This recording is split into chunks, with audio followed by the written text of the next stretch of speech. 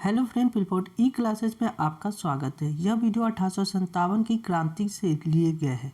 यह GS pointer के most important फैक्टों का कलेक्शन की बुक से लिए गए हैं। और वीडियो शुरू करने से पहले चैनल को सब्सक्राइब कर ले, साथ ही बेल बटन को दबा दे जिससे आने वाले वीडियो का नोटिफिकेशन आपको समय पर मिल सके। चलिए जीएस पॉइंटर के इंपॉर्टेंट फैक्टों के साथ वीडियो की शुरुआत करते हैं। 1857 की क्रांति। अंग्रेजी भारतीय सेना में चर्बी वाले कारतूसों से चलने वाले एनफील्ड राइफल को शामिल किया गया था। तो दिसंबर 1856 में एनफील्ड राइफल को शामिल किया गया। भारत के प्रथम स्वतंत्रता संग्राम का मुख्य तत्कालीन कारण था अंग्रेजों का धर्म में हस्तक्षेप का संदेश। मंगल पांडे की घटना हुई थी। मंगल पांडे बैरकपुर से संबंधित थे। बैरकपुर में मंगल पांडे सिपाही थे 34वें बंगाल नेटिव इन्फेंट्री के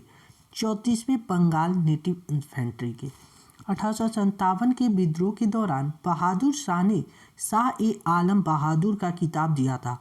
वक्त खां को शाह ए आलम बहादुर का खिताब दिया गया। 1857 की क्रांति का प्रमुख कारण था ब्रिटिश की नीति। ब्रिटिश साम्राज्य की नीति 1857 की क्रांति का प्रमुख कारण था। 1857 की क्रांति सर्वप्रथम प्रारंभ हुई थी मेरठ से। 1857 के स्वतंत्रता संग्राम से संबंधित पहली घटना थी सैनिकों का दिल्ली के लाल किले पर पहुंचना। दिल्ली के लाल किलों पर सैनिकों का पहुंचना 1857 की स्वतंत्रता संग्राम का प्रतीक था कमल और रोटी।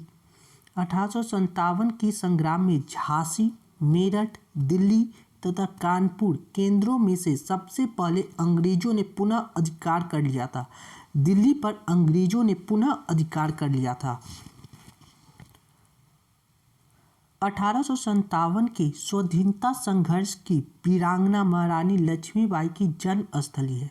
महारानी लक्ष्मीबाई वाराणसी में जन्मी थी। वाराणसी 1857 के बरेली विद्रोह का नेता थे खान बहादुर।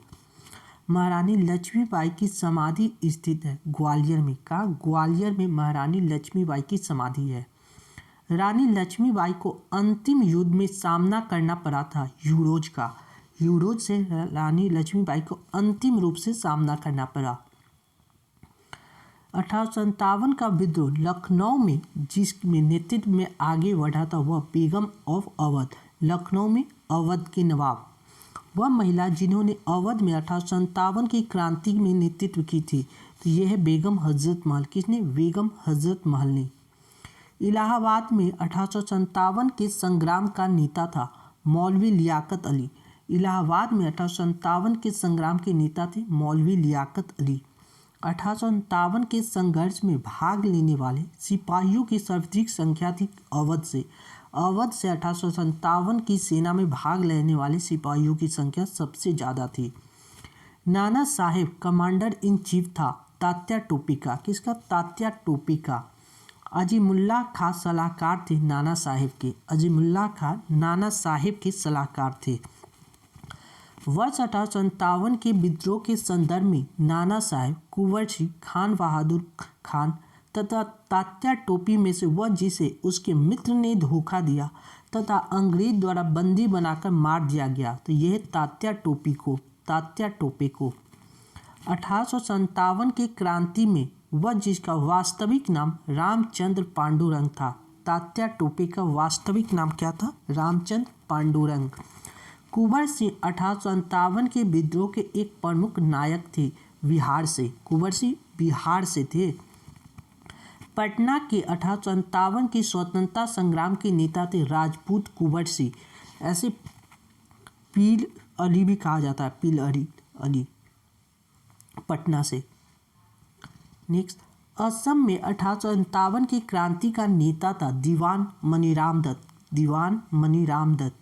1857 के विद्रोह का बिहार में 15 जुलाई 1857 से 20 जनवरी 1858 तक का केंद्र था जगदीशपुर। कौन सा? जगदीशपुर। जगदीशपुर का वह व्यक्ति जिसने 1857 ईस्वी के विप्लव में क्रांतिकारियों का नेतृत्व किया था कुंवर सिंह ने। जगदीशपुर से कुंवर सिंह। जगदीशपुर के राजा थे कुंवर सिंह। 1857 ईस्वी की क्रांति में अंग्रेजों व जोधपुर की संयुक्त सेना को पराजित करने वाला था आउवा के ठाकुर कुशल सिंह।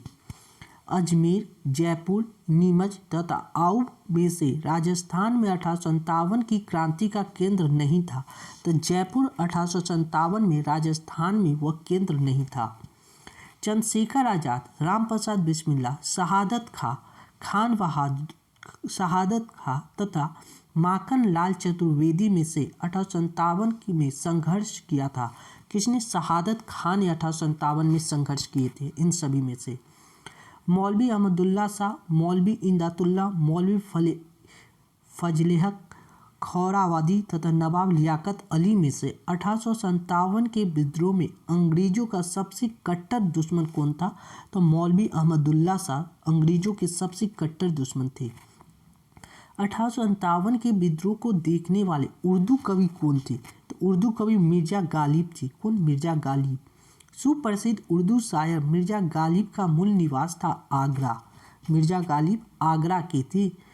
आज़ादी की पहली लड़ाई 1857 में भाग नहीं लिया। भगत सिंह ने 1857 की आज़ादी में भाग नहीं लिया क्रांति में।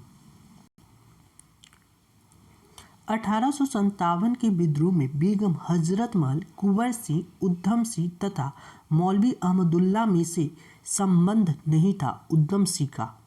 1857 के स्वतंत्रता संग्राम में अंग्रेजों का सर्वाधिक सहायता करने वाला राजवंश था ग्वालियर के सिंधिया ने अंग्रेजों का सबसे ज़्यादा सहायता किया था। भारत में शिक्षित माध्यम वर्ग ने 1857 के विद्रोह से तटस्थता बनाए रखी थी। नेक्स्ट, खेतिहर मजदूर, साहूकार, कृषक तथा जमींदार वर्गों में 1857 के विद्रोह में भाग नहीं लिए थे। एक साहूकार और जमींदार ने 1857 की क्रांति में भाग नहीं लिया। झांसी, चित्तौड़, जगदीशपुर तथा लखनऊ में से वह क्षेत्र जो 1857 के विद्रोह से प्रभावित नहीं हुआ था, तो चित्तौड़ 1857 के विद्रोह में प्रभावित नहीं हुआ। चित्तौड़ बिहार की दानापुर, पटना, आरा, मुजफ्फरपुर, मुंगेर में से 1857 के विद्रोह में अप्रभावित रहा, तो मुंगेर अप्रभावित रहा था। मुंगेर सही सुमेलित है, यानी ये क्वेश्चन है जिसको सुमेलित सही किया गया है। वक्त खां दिल्ली से कर रहे थे, वक्त खां दिल्ली से, मौलवी अहमदुल्ला अवध से, कुंवर सिंह आरा से और नाना साहेब कानपुर से। नाना साहेब ने कानपुर से। यह भी झांसी से रानी लक्ष्मीबाई, लखनऊ से बेगम हजरत महल, कानपुर से अजीमुल्लाह खां, फौजाबाद से मौलवी अहमद शाह। नाना साहेब कहाँ से थे?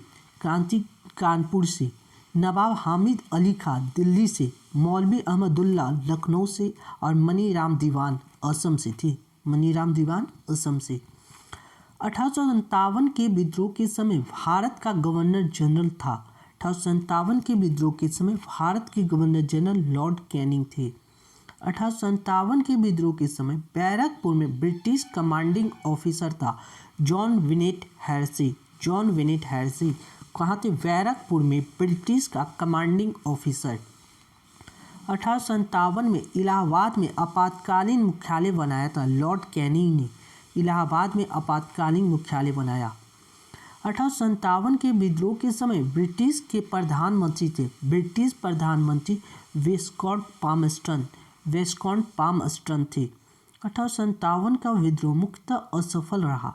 किसी सामान्य योजना और केंद्रीय संगठन की कमी के कारण 1857 की क्रांति असफल रहा। 1857 का प्रथम स्वतंत्रता संग्राम असफल हुआ क्योंकि भारतीय सिपाहियों में उद्देश्य की एकता में कमी थी। प्रायः भारतीय राजाओं ने ब्रिटिश सरकार का साथ दिया और ब्रिटिश सिपाही कहीं अच्छे सज्जित तथा संगठित थे। ब्रिटिश सिपाही एक संगठित थे।